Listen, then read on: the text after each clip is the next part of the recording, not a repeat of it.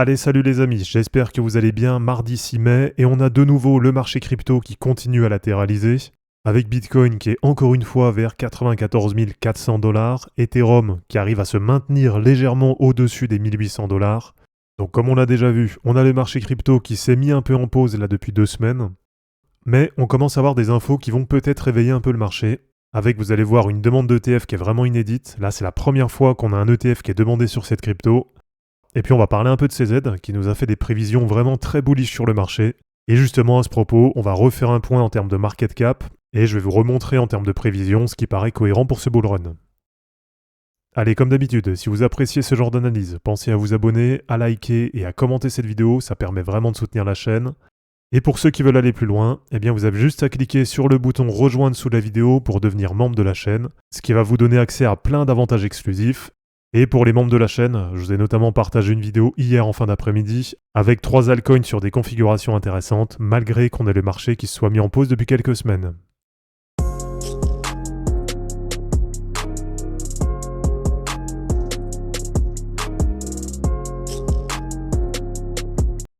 Alors, sur la journée d'hier, très peu de volatilité sur le marché.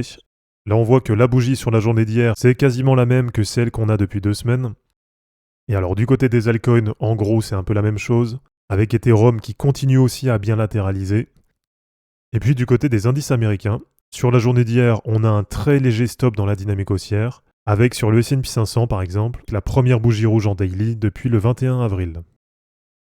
Et à noter quand même, il y a un léger rebond là du côté du gold, même si pour le moment, ça ne recasse pas le dernier point haut, donc on n'a pas de nouvel ATH pour l'instant sur l'or. Et donc pour le moment, on a toujours pour moi cet objectif de voir le gold baisser, ce qui pourrait sans doute permettre de réattirer des investisseurs sur d'autres marchés et notamment sur les cryptos. Allez, du côté des news, on a vraiment une news là qui est intéressante avec Vanek qui a déposé le premier dossier pour un ETF spot BNB aux États-Unis. Donc là, c'est une demande qui est vraiment inédite puisque c'est la première fois qu'on a une demande pour un ETF spot sur BNB.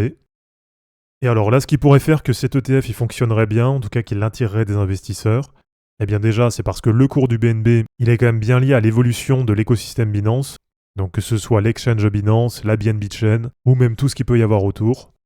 Et aussi, ce qui est vraiment intéressant, et c'est notamment ce qui avait manqué, je trouve, au début sur les ETF Ethereum, eh bien c'est que là, on va avoir le staking qui va être possible. Et donc ça va permettre aux investisseurs déjà de s'exposer au BNB à travers les ETF, mais aussi d'obtenir des rendements passifs grâce au staking. Allez, pour continuer, on a CZ qui nous fait des prévisions vraiment bullish sur Bitcoin, puisqu'il le voit à plus de 500 000 $ sur le cycle. Donc pour lui, au minimum, il faut tabler sur un x5 là pour Bitcoin, et voire même un peu plus, puisqu'il nous annonce une fourchette comprise entre 500 000 $ et 1 million de dollars pour Bitcoin. Donc là, par rapport à maintenant, perso, ça me paraît vraiment beaucoup trop élevé, puisque moi, vous le savez, depuis le début du cycle, je vous partage toujours le même objectif, qui est de voir Bitcoin autour des 175 000 $ en 2025. Et c'est un objectif, vous le voyez, qui est vraiment très bearish par rapport aux objectifs de CZ. Et alors attention quand même, puisque en termes de market cap, là aujourd'hui, on a Bitcoin qui est autour des 1870 milliards de dollars, ce qui est quand même déjà un market cap relativement élevé, puisque ça fait de Bitcoin déjà aujourd'hui le 7e actif le plus valorisé au monde, et vient de repasser légèrement devant l'argent qui est en 8e position. Et donc si on table sur un Bitcoin au minimum à 500 000 $, donc à peu près du x5 par rapport à maintenant, eh bien ça veut dire que CZ, il vise un market cap au minimum de 9500 milliards de dollars sur Bitcoin. Donc là, ça classerait Bitcoin en 2e position, loin devant Microsoft, mais toujours loin derrière le gold. Et pour son objectif à 1 million de dollars par Bitcoin, eh bien à ce moment-là, ça ferait environ 19 trilliards de valorisation. Et donc là, on aurait Bitcoin qui serait pas loin derrière le gold en termes de market cap. Alors perso, ça me paraît beaucoup trop élevé. Et d'ailleurs, c'est marrant, puisque ça, je vous l'ai repartagé il n'y a pas longtemps sur Twitter et sur Telegram, en vous montrant justement les objectifs qui me paraissent cohérents en termes de market cap. Donc là, sur le cycle actuel, perso, j'ai toujours cet objectif de voir Bitcoin à 175 000 $, ce qui fera environ 3,5 trilliards de dollars de valorisation. Donc ça pourrait permettre à Bitcoin, pourquoi pas, d'aller se classer en 2e position derrière le gold, alors même si bien sûr, il serait toujours loin derrière. Et bien sûr, le prix des autres actifs, il n'est pas figé. Donc probablement que si on a Bitcoin qui fait quasiment un x2 par rapport à maintenant, eh bien ça n'arrivera que si on a un contexte qui est vraiment favorable sur les marchés financiers. Donc sans doute que les actions US vont aussi monter. Mais en tout cas, par rapport aux valorisations actuelles, eh bien cet objectif, il pourrait quand même permettre à Bitcoin de se classer en 2e position des actifs les plus valorisés au monde. Donc voilà, dites-moi un peu ce que vous en pensez. Et n'hésitez pas à me redire en commentaire d'ailleurs quel objectif vous paraît cohérent pour un ATH de Bitcoin en 2025. Et pour terminer, grosse actu du côté de Kaspa, puisque vous l'avez vu hier, on a eu la mise à jour Crescendo qui a permis de passer à 10 blocs par seconde sur le réseau. Et alors visiblement tout s'est bien déroulé, et ça fait maintenant de Kaspa le réseau en Proof of Work le plus rapide du monde.